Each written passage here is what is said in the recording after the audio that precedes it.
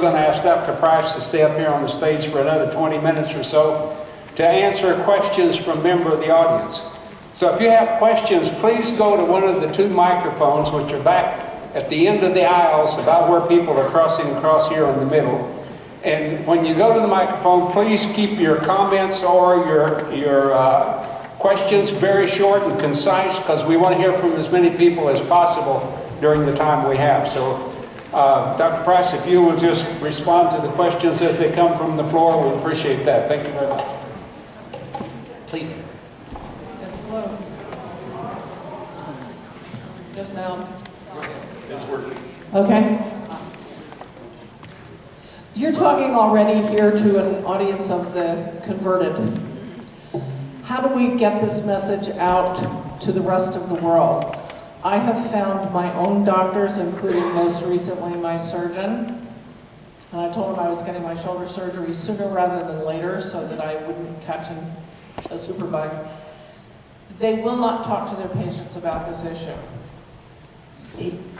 And it's frustrating. how can we get the word out, and what are you doing? What do you suggest we do besides support JFAN? Well, support JFAN. But yeah, I mean, you've got to be a vocal consumer of your meats and a vocal consumer of your medicines, and you have to engage physicians. We hear all the time from physicians, I'm sorry, this is just on the human side. We hear all the time that they just write prescriptions because they know that's what people want. If they hear from more people that that's not what they want, then they will stop doing that. And actually, if you speak to your grocers and to your restaurants and you say, hey, I want to know where this meat came from, and I want to make sure that it was raised without antibiotics, that is another way to make your voice heard. And that kind of, we were approached by McDonald's to help them develop their most recent policy. They've developed a global policy to phase out most medically important antibiotics in their cattle production. They reached out to us because they've been hearing from their consumers. Many companies, yeah, thank you. And so if you're into social media, make this be a part of your regular conversation. That stuff is working. Yeah, almost no one knows that you can get very inexpensive, completely antibiotic-free chicken at Walmart, the Harvest Land brand. It's made by Purdue, it's factory farmed, but people can afford it. You can get, so they still sell antibiotics over the counter? No, antibiotic-free chicken. Oh, sorry, yeah, that's right. I was shocked that you're saying antibiotics for chickens. Oh, I'm sorry, yeah, it's true. Chicken. It's $2.99 a pound. Yeah, I mean, nobody knows, and nobody cares. People are starting to care, or they wouldn't make it, I think. Okay. So, yeah, but that's the way to do it. Put your money where your mouth is, for sure. What about the contribution of antibiotics over here? Thank you. The contribution of antibiotics that are passing through the human population into the wastewater system. And I realize that compared to the animal feeding facilities, it's much less. But is that also a concern that we need to think about rectifying? It certainly is. I mean, so I didn't talk about the broader ecological problems. I mean, there's that. So there's hospital effluents. There's our own, when we take antibiotics at home, we urinate out a lot of that stuff. In the developing world, and we can't think we're safe from these just because we live in a different country. In India, for instance, a lot of our pharmaceutical companies are going there because of their lax environmental regulations, and those companies dump active levels of antibiotics into streams that then people use downstream. And so we have to think about the whole thing, and so I'm glad you brought that up. Including disposal of unused antibiotics and other medicines, which very often end up in the waste stream that becomes part of the landfills. And then, yeah. And just as a data point of interest, the 1918 flu influenza killed 48 million people in the world. Now those are updated numbers. It probably migrated from hogs in a rural Kansas farm to the army, which took it to World War I in Europe. And that was without the current load of antibacterial, antimicrobial drugs that we're talking about having available today. Well, so you bring up, I mean, so animal production is certainly an important part of the evolution of new viral strains too, so new flu strains. And one of the sick things is that a lot of industrial ag producers are using antivirals to prevent these infections or to treat these infections too, and that will certainly lead to viral strains that are untreatable. And so it's across the board. We really have to fight all of these abuses to just make animal production easier, or to prop up these unhealthy industrial systems. Yeah. Thank you. Thank you. Please. With regard to free market capitalism, the whole basis is economies of scale and centralizing. And what that does is create ever and ever bigger CAFOs is one example of that. A way to cure this would be decentralization of the raising of livestock in smaller. So there's got to be a way to incentivize the reverse from centralization into decentralization, number one. And number two, to get people out of that business and into other businesses, there has to be some form of incentivization and some sort of capitalization to allow them to go into a different lifestyle. Could you speak to that? I'm a microbiologist, not an economist, but I would just say well, the other thing that I am, I'll give myself another title, I'm also a harm reductionist, right? So I believe in needle exchanges, and I believe in condoms and things like that. And so I think we have to, you have to have a long-term vision for how you can break this up. But in the current system, how can we reduce the harm associated with this? And the harm has to do with our water, our land, our communities, and our antibiotics. And so I think, we need to bring in those economists that can incentivize. You look at the aging population of the farmer population, and we see the number of hogs going up, the number of hog farms going down. I don't know how to fix that as a microbiologist, but I would say to keep that prize in mind while we still try to reduce the harm. Sorry, I just said the same three times. No, we got it. Thank you. You mentioned antifungals in commodity crops. Yes. Can you give some specific names? Are these neonics or? Azoles are the big ones. And azole is what, we just had a visit from the CDC. They just came to us and they are extremely concerned about this. And there have been massive increases and massive marketing of the azoles. Produce about 500 million chickens out there. And Purdue Company, this was 15 years ago, did a study showing, trying to show the benefit of using antimicrobials for growth promotion.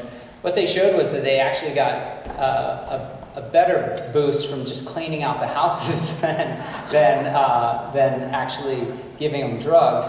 And they quickly, so an ag economist in our school did a secondary analysis and showed them that they were actually losing money. And it was just a couple years later that they said they were going to get rid of growth-promoting antibiotics. And so I think what would be obvious to us, that it's obvious when you think about human beings, raise them in a way that makes them healthy. Raise them, give them light, give them space, give them good food. They'll grow, right? But that costs money. And so I don't know how to do it cheaply. The Danes have shown how to do this, right? So the Danes produce pretty efficiently, and I think most people in this room would call most Danish agriculture or swine production, they look like concentrated animal feeding operations. And they certainly are, but when you go inside there, the animals are a much lower density, they're quiet, they have room to move, it's safe to go in the pens with them, they give them high quality feed, they can go in and out of protected areas to nurse, but they're not trapped in there. And their production, after getting rid of growth promoting antibiotics, their production went up. Yeah, please. Sorry. Oh, sorry. Yep. I'm just curious, is the sequencing technology, is it good enough that you could directly trace one strain, like in a sick human, back to an animal farm? Yeah, so Sure, certainly. The problem is that we don't get the source samples. And if you think about the industry, so we've been developing some new strategies to try to do this even without the source samples, so we can track them back to an industry. So now we've found, the little uniforms that E. coli wears, these pieces of DNA they pick up when they're adapting to a chicken, for instance, and turkeys. We're getting pretty good at saying, hey, this infection came from, was this bacteria that's causing this infection was living in a chicken very recently. Because they can pick up these pieces of DNA and then chuck them back out again once they jump hosts. Pig production's a little harder. We haven't found really good markers like this yet. But if you had a lot of samples from individual farms and you had the suspect organism, we could certainly sequence them and tie them back. But unless you have those samples, the source samples, the potential source samples, it's just impossible. And they're really good at preventing us from getting those. I was going to say, is one policy point that they just allow scientists to come on the farm? Sorry, go ahead. Is one policy point to push just to allow the scientists to come on the farms? Yes. But this comes down to, so she deserves a round of applause for that, definitely. But this comes down to where I had the flag and I said, should we all have an equal voice? This system, the American system of food regulation has been corrupted by all those people sitting at the table. They have broken our ability to trace these back to their origins, and they hide behind this image of a farmer. They're protecting the farmer. They are not protecting the farmer. What they're doing is they're leading to all the food getting contaminated because the sick animals, the ones carrying drug-resistant bacteria or the pathogens, come into the slaughter facilities and contaminate the meat from all the unsick animals, right? Healthy animals, is that the word? The uninfected animals. And but it's just by design that we can't trace it back. So we have people, they're professional, their job is to investigate outbreaks. And you talk to those people, they're so frustrated because they are basically working against a system that's designed to prevent them from doing their job. And what it does is it raises the bar so high that if we were going to do a recall, we basically have to say, hey, we want to recall all pork chops. Nobody has the guts to do that because it would cost the industry so much. Because we can't say, recall specifically these pork chops from this company from these dates. And we don't collect the data fast enough, we don't process it fast enough to do it in a time that would even capture it before people got sick. This is all doable. I'm a molecular biologist. We have the technologies to automate, to do it in the slaughter facilities, to automate, to test every carcass that comes through.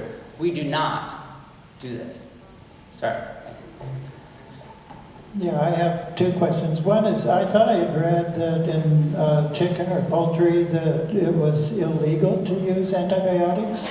No. That's not correct, or? Hormones. Hormones, just hormones. You can't use hormones in poultry. Oh, okay. Then the second question I had is, there much research going on in viral antimicrobials? So antivirals? No, there's a specific virus that will attack a specific bacteria. Yeah, so they're sometimes called phage or bacteriophage. They're viruses that infect bacteria and pop them, right? Right. Yeah, I used to work for a company that it was a little startup company in Baltimore that was trying to develop those. So there's some potential there that hasn't really come through. I mean, this company that I used to work for still exists, and they have some products for treating or preventing foodborne infections. They're not great therapies because you can't, unlike antibiotics, you can't ingest them or inject them and have them circulating in the blood system. They'll get filtered out by the kidneys. You can use them possibly topically, so you can put a bandage, and the bandage might have these viruses that could kill staph, possibly. But for some reason, they've just not really done very well, and I can't. Theoretically, it makes sense, but for some reason, it's not working. The Soviets doctors always said they worked great, but we never, those guys. I'm just kidding, any Soviet people. If you could write an ideal national law regulating antibiotic use, what would be the key elements for both animals and humans? Yeah, there's something called PAMTA, the Preservation of Antibiotics for Medical Treatment Act. It's perfectly designed. I mean, I shouldn't say perfectly, it's very well designed. It's been introduced for decades and has never taken hold. But basically, you would limit the use of antibiotics to only treating sick animals, and you would limit the classes of antibiotics that you were allowed to use in animals to preserve most of them for treatment in humans. And that would force the producers to use them carefully, hopefully, use them carefully to preserve their utility in the animals.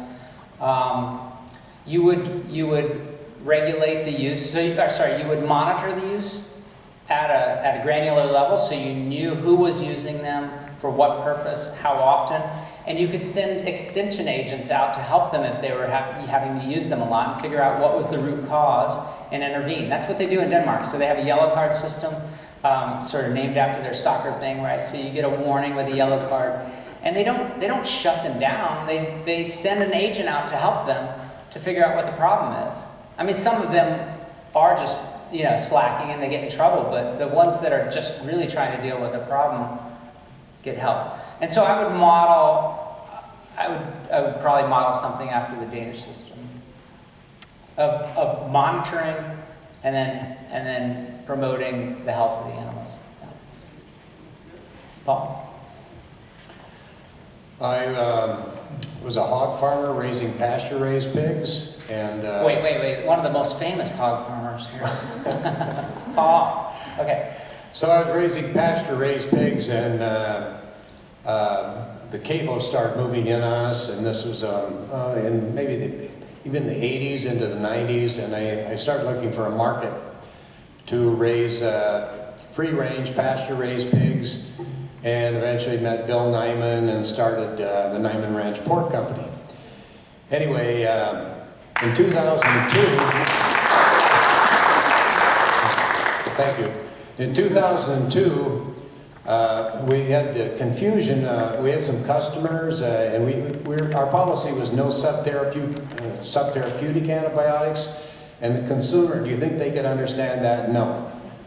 And so we decided to make the decision to go to a no antibiotic ever program, and we've been doing that since 2002. So today we have about 600 farmers under the Nyman Ranch brand, and there are a lot of small farmers, and through the brand they're able to have access to market. But one of the problems we've run up against is we see there are companies out there that say no antibiotics. They're actually raised in confinement, confined animal feeding. It says no antibiotics, but it doesn't say no antibiotics ever. And that is a difference and something we run across in the marketplace. It's confusing. Any enlightenment on that one? Yeah, so I don't want to put you on the spot, but I mean, do your animals never get sick? Do you never have to treat any of them, or do you? If they're treated, they're not sold under that brand name. Right. So what's happening with these other companies where they're saying they'll maybe use antibiotics in the younger stages of the animal growth, and then they'll just do a withdrawal, whatever the USDA with 30-day withdrawal or something, and then they'll say no antibiotics. Right. So so there are these false. You got to look for the USDA's supported claims, which are no antibiotics ever, right? Or organic. But then you have natural, where they'll say there's no antibiotics in this meat, but they're just making that claim because they'll pass the test based on these withdrawal periods. Yeah, so natural is a very confusing label. We have a label that we run that's just for institutional buyers, which is certified responsible antibiotic use, and that is just allows for therapeutic treatment, and it has to be there's a process that they have to follow, and that's verified through the USDA. Which would somebody like a company like yours, you could sell all of your products then under that label, because even if you had to treat some that were sick every now and then. Yeah, I don't know how to I think that we need tighter regulations, or they need to be enforced better in terms of claims that are made by these companies. Where I see it the worst, though, is the guys and ladies that are selling to the grocery stores, and they basically give them this misinformation. So it'll say natural, and they'll say, yeah, there's no antibiotics in this meat. And somebody who doesn't really know the nuances of what we're talking about will go, oh, well, that's great, and then they'll advertise it as no antibiotics, which is not really a USDA supported label. Well, in the big picture, if you're using therapeutic doses of antibiotics during the, part of the raising of the life of the animal, you're not reducing the overall load in the entire system. But you do have to treat animals every now and then, right? Very seldom. Right. And it comes down to, lower density, outdoor raised, fresh air, sunshine, things like that.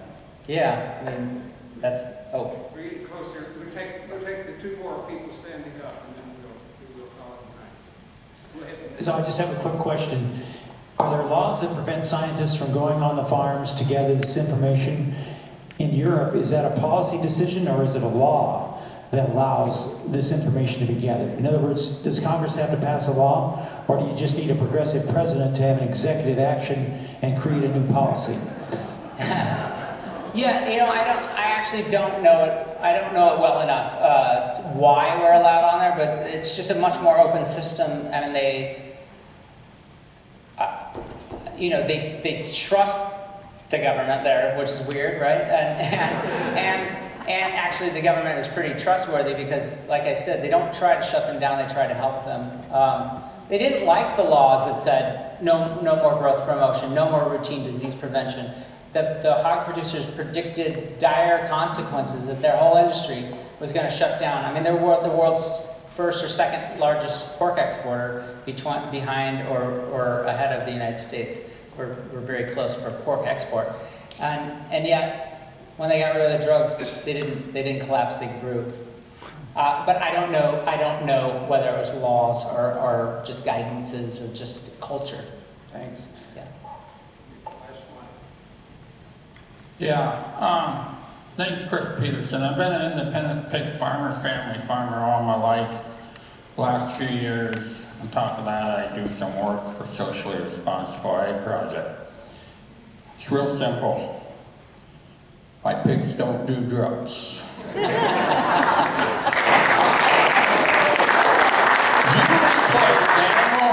replace antibiotic use with animal husbandry.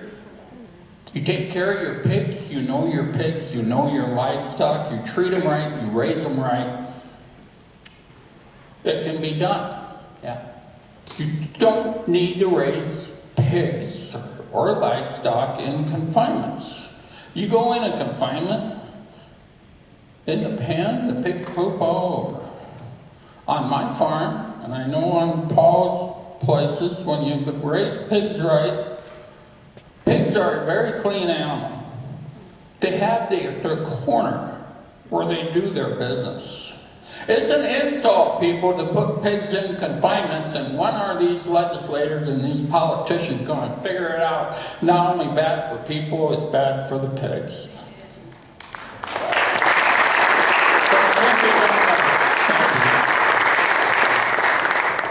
All right. Thank you very much. We really appreciate it.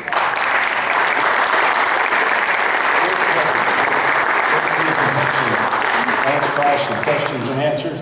It's just a matter, we've got to get over this idea that somehow we have to put economics and give that priority over the basic human rights of people and common sense. I mean, until we, challenge this assumption, well, gee, if it's not the most economical thing, then nobody's going to do it. Until we begin to challenge that and say, hey, we've got to do the right things that's good for society and good for people, and then we'll figure out a way to make it work economically. I can tell you as an agricultural economist, that's the way we got to go. So anyway, just a reminder, we'll have people handing out sheets as you leave, telling you how that you can help make a difference in protecting your communities from CAFOs, so be sure and take one. There's a table outside where you can sign up a petition for a statewide moratorium on CAFOs if you haven't already done so. And reminder also, there will be a Fairfield mayoral candidate forum here in the Sondheim on Wednesday, October the 30th, with a meet and greet at 6:30 and the forum at 7. And finally, thank you very much for coming, and remember that we can all do something to help deal with superbugs that are created in factory farms. Thank you very much. Goodbye.